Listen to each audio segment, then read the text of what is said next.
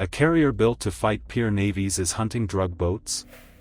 The Gerald R. Ford strike group just parked in the Caribbean, and the kit on board doesn't match a law enforcement raid.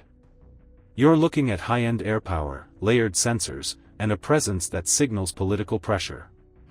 So what's the real mission profile?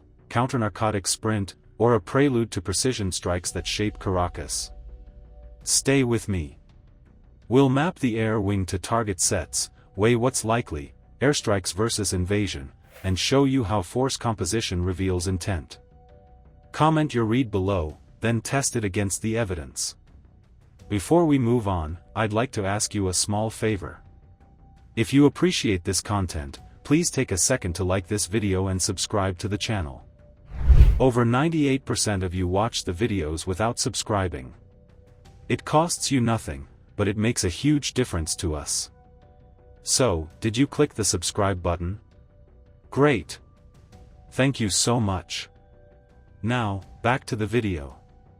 A supercarrier shows up to chase speedboats. That's the mismatch. And it tells you more than any press line. The stated mission is counter-narcotics patrols. The asset on station is the Gerald R. Ford with a full carrier strike group. You get a high-end air wing, plus escorts built to fight through air and sea threats. Well, how are tensions between the U.S. and Venezuela rising right now? One way that they're rising, Ike, is that the Venezuelan government is conducting these large-scale militia trainings. They've called up civilians to join the reservists. There are still questions, of course, as I was mentioning, right, about the legality of it and also just the specifics. Where exactly was the boat going? Who exactly was on it? It is important to distinguish, though, is they have designated several cartels as foreign terrorist organizations. And so that's some of what they are saying in order to, not further escalate this as an attack. That is not the usual law enforcement loadout. Normally, drug interdiction runs cheap, quiet, and persistent. Coast Guard cutters with boarding teams. Maritime patrol aircraft that loiter for hours. Helicopters that can hail, hover, and put a team on a ladder. The package is simple: find, fix, stop, search. It's a cop job at sea. You don't need jets on catapults to seize a go-fast with half a ton in the bilge. A Ford-class carrier brings a different playbook. On the roof, you have F divided by a -18 E divided by F or F-35C for strike and air defense. You have EA-18G for electronic attack. You have E-2D Hawkeye to manage the entire battle space. In the ring around it, Aegis destroyers and cruisers watch the air picture, hunt subs, and guard the formation with layered intercepts. That's a war stack. It creates a sensor net that sees far, fuses signals, and cues shooters in seconds. It's built to open doors in a contested zone. But then, counter-drug ops need endurance and wrists on rails. P-8A Poseidon or Allied patrol planes sweep routes where traffickers thread the gaps. Now, Venezuela is accusing the U.S. Navy of boarding a fishing boat in Venezuelan waters. A statement from the Foreign Ministry says 18 people carrying long-range weapons boarded a tuna fishing boat and occupied it for 8 hours. Tension is rising in that region as the U.S. bolsters the Caribbean with military. There were 5 F-35 fighter jets that arrived over the weekend. Now, the official also says the incident happened in international waters and did not last 8 hours. The U.S. official says the crew of the Navy ship received information about the Venezuelan boat carrying drugs, but didn't find any drugs during the search. MQ-9s hold a stare on suspected motherships and hand off to cutters. A Coast Guard ladette rides a Navy hull and does the boarding. The effect is coverage, not spectacle. The win condition is arrests and seizures, not target folders. So what does a carrier signal here? Presence with teeth. In a region with a long memory of interventions, a deck full of jets off your coast reads as pressure, not police work. That's why the optics matter. You can say counter-narcotics all day, but a floating airbase means options. It says there are levers ready if leaders choose to pull them. The tech aboard underlines it. E-2D sets the tempo with radar that stacks tracks and deconflicts shooters and sensors across hundreds of miles. EA-18G can blind emitters and fray comms on demand. F divided by a -18 E divided by F or F-35C can hit fixed nodes, moving boats, or air defense radars, then refuel and cycle again. The escorts fold in Aegis for air defense, anti-submarine, and surface strike. That is a command and control brain with a hard punch. It isn't optimized to chase skiffs. It is optimized to dominate a slice of sky and sea and make sure anything inside it behaves or gets hit. Force composition is a tell. If your aim is seizures and trials, you surge cutters, patrol planes, and helicopters. If your aim is leverage, you park a carrier and let everyone read the fine print on the flight deck. You don't bring a sledgehammer to crack a speedboat unless you want the echo. Now map the air wing to a target set. Air defense suppression if local batteries matter. Maritime strike against larger hulls supporting traffic or state forces. ISR fusion that ties radar, signals, and optics into a live map. Precision attack on fixed sites and relocatable nodes, fuel farms, radar sites, command posts that can move but need antennas and generators. None of that looks like chasing a twin outboard at midnight. It looks like preparing a menu of limited, precise hits and a shield over the shooters. Regional perception sharpens the stakes. Renata Sugira described the mood as uncertainty and worry, a sign of an interventionist approach absent for years. She warned that a military move would be really catastrophic, turning back decades of cooperation. That's the reputational risk baked into this picture. The hardware projects power, but it also carries political cost. So the mismatch is the message. The kit outclasses the mission on paper, which tells you intent lives beyond drug busts. This looks like a ladder of pressure that keeps precision options ready while law enforcement continues in the background. Next comes the likely playbook. Airstrikes that target select nodes, or blockade-style pressure that chokes seaborne traffic, rather than any talk of boots on the ground. When the kit dwarfs the brief, read it as signaling. Precision options sit ready. An invasion is unlikely. The reputational hit across Latin America would be high. So what's your call, counter-narcotics cover or coercive prelude? Comment your choice below. If you want to read force packages like intent reports and spot the tells, subscribe. The ship is the message. The air wing is the fine print. Watch what boards, not just what's said. Escorts, airframes, and support craft reveal intent long before a press line does. Subscribe and join a community that seeks to understand the realities of modern conflict.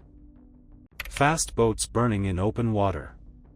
A U.S. destroyer lurking just outside the map lines. You clicked for Navy strikes, you're in the right place. Tonight we break down why those interdictions against Venezuelan drug runners are more than policing.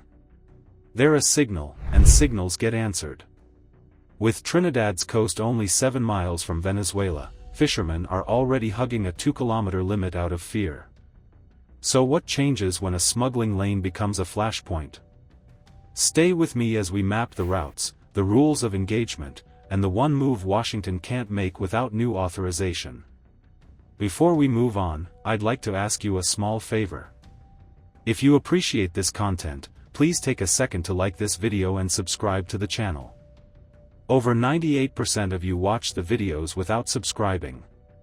It costs you nothing, but it makes a huge difference to us. So, did you click the subscribe button? Great! Thank you so much. Now, back to the video. The map looks calm. It lies. The Gulf of Paria after dark turns into a highway with no lanes, no headlights, and too many engines fighting the chop. You read flat blue on a screen, out there, throttle and wake decide who eats, who runs, and who intercepts. Start with the corridor. On the west, Venezuela's shore throws off a web of creeks and launch points.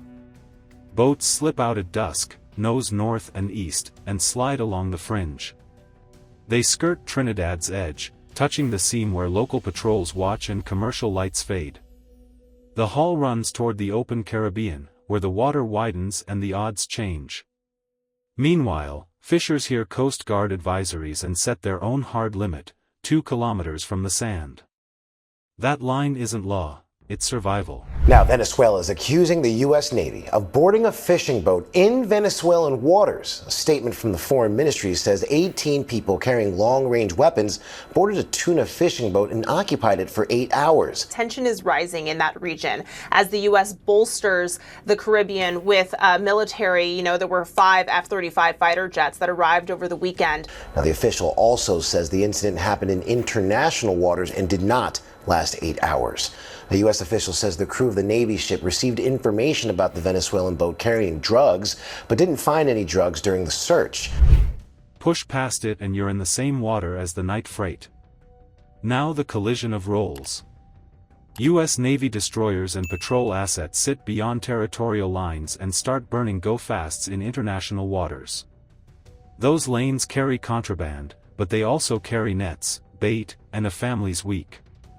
One mission aims at traffickers. The other rows in diesel and fear. 2 realities, 1 sea. Here's the smuggler playbook.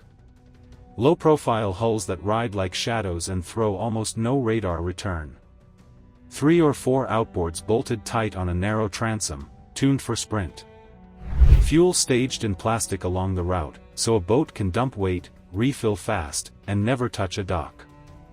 Cargo packed low and wrapped against spray. Handoffs offshore where one boat cuts engines and another takes the load. Built for speed, not sea state. In rough water, they pound and vanish between swells. In calm water, they streak. The counter is a stack, not a single ship. Wide area maritime patrol aircraft map wakes from altitude and hand a cue. Surface search radars paint a thin, fast contact and hold it as it jinks. What the U.S. officials are saying is that no, that actually was on international waters. And so you can see a lot of the discrepancies here, Ike. Those facts matter, and we'll see where it goes from here. But there's no doubt that the tension overall is rising. The Venezuelan government says that happened within its economic exclusion zone. In other words, essentially on its territory on the ocean. Now, the Trump administration says the people on board were drug traffickers and members of that Tren de Aragua gang, but they haven't provided any further details. EO/IR sensors, electro-optical and infrared, pull heat and shape out of the dark, even when lights go dead. Small boat teams surge off a mothership, blue lights cold until the last mile. When a chase becomes too risky, too close to a border, too much speed, weapons in play, precision fires end it. Not warning shots. Disables and burns. Clean, fast, and final. Proximity makes all of that louder. 7 miles between Venezuela and Trinidad is a sprint on big horsepower. A destroyer can sit outside the line, in clear legal water, and still change the mood near the line. You might not see her. Radios crackle. AIS gaps widen as small craft go dark. A bright dot on a thermal camera isn't land, it's a skiff pouring fuel from a jug at midnight. Well, how are tensions between the U.S. and Venezuela rising right now? One way that they're rising, Ike, is that the Venezuelan government is conducting these large-scale militia trainings. They've called up civilians to join the reservists. There are still questions, of course, as I was mentioning, right, about the legality of it and also just the specifics. Where exactly was the boat going? Who exactly was on it? It is important to distinguish, though, is they have designated several cartels as foreign terrorist organizations. And so that's some of what they are saying in order to, not further escalate this as an attack. Rules press on every move. High seas interdiction has a legal green light. Cross toward national waters and the lights turn red. U.S. lawmakers have flagged that there's no current authority to run strikes inside Venezuela without a new decision. That is the wall. Crews know it. Skippers know it. Every mile of closure pushes against that wall and then breaks hard. Zoom back to the human cost. A Trinidad skipper checks tide, fuel, and the last radio warning. Dark brings fish, but dark brings risk. Work the grounds and risk meeting the wrong hull at speed. Hug the beach and bring home less. He keeps a small torch in his pocket, not for the sea, but for the engine fittings that rattle loose in chop. Little acts that keep a crew safe while the big chess game plays around them. So what exactly is getting hit? Suspected drug-running fast boats running Caribbean international waters. Not licensed trawlers. Not day-sail catamarans. The targets carry speed, fuel, and intent, and they draw fire when they run or threaten. But the effect radiates. The burn of one go-fast chills 10 legit crews who share the same night. This is the story of routes turned into signals. If those lanes are now a message board, the next question is capability. What tools set those boats on fire, and who else reads that message? The smugglers, the fishers, and the capitals watching the glow on the horizon.